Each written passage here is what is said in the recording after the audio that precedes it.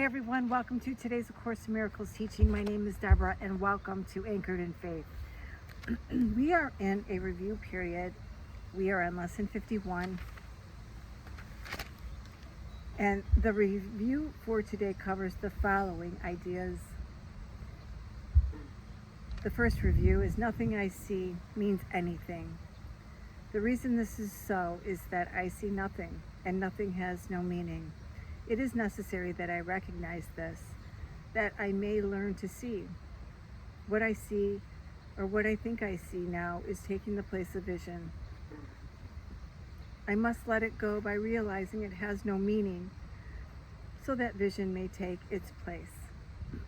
The second idea, I have given what I see all the meaning it has for me. I have judged everything I look upon, and it is this and only this I see. This is not vision.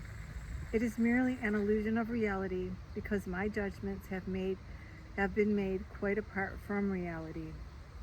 I am willing to recognize the lack of validity in my judgments because I want to see. My judgments have hurt me, and I do not want to see according to them. The third idea is I do not understand anything I see. How could I understand what I see when I have judged it amiss? What I see is the projection of my own errors of thought. I do not understand what I see because it is not understandable. There is no sense in trying to understand it, but there is every reason to let it go and make room for what can be seen and understood and loved. I can exchange what I see now for this merely by being willing to do so. Is this not a better choice than the one I made before? Idea 4.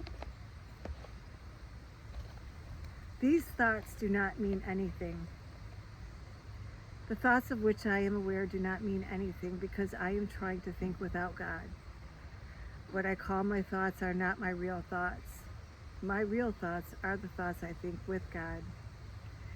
I am not aware of them because I have made my thoughts to take their place. I am willing to recognize that my thoughts do not mean anything and to let them go.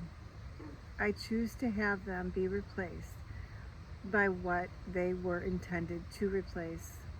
My thoughts are meaningless, but all creation lies in the thoughts I think with God. Idea 5. I am never upset for the reason I think. I am never upset for the reason I think because I am constantly trying to justify my thoughts. I am constantly trying to make them true. I make all things my enemies so that my anger is justified and my attacks are warranted. I have not realized how much I have misused everything I see by assigning this role to it. I have done this to defend a thought system that has hurt me and that I no longer want. I am willing to let it go. So that is our lesson for today, lesson 51. I am now going to read the channeling from Jesus for this lesson, and this came from A Year of Forgiveness, and it was channeled by Tina Louise Spalding.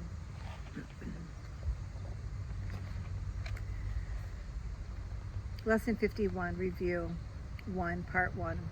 You are blessed beings indeed. I am that one you know is Jesus. It is important to review some of the concepts and ideas introduced to your mind so far. As you look back over these lessons, we want you to remember them. We want you to remember we do this work together to relieve your mind of suffering caused by your misdirected, misinterpreted, and distorted thoughts. We work together to retrain the mind to align with love. That is what we are doing. We also retrain the mind to become more peaceful so that you can hear the inner guidance. We work together to demonstrate that we understand you do not know what's in your best interest. When you suffer, you are given direction by your emotional guidance system that tells you when you go off track.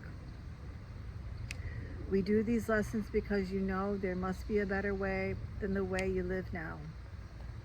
We want you to understand the importance of reviewing these lessons. It demonstrates that you have learned some interesting things and you need to review, practice, and then use them in your day whenever you encounter a situation that these lessons become applicable as a way to relieve your suffering. These thoughts, ideas, lessons, beliefs, and concepts become natural at some point. You might already use them when you get distressed, angry, or frightened. I am that one you know is Jesus. And this is the most important mind training program available to you as Westerners at this time.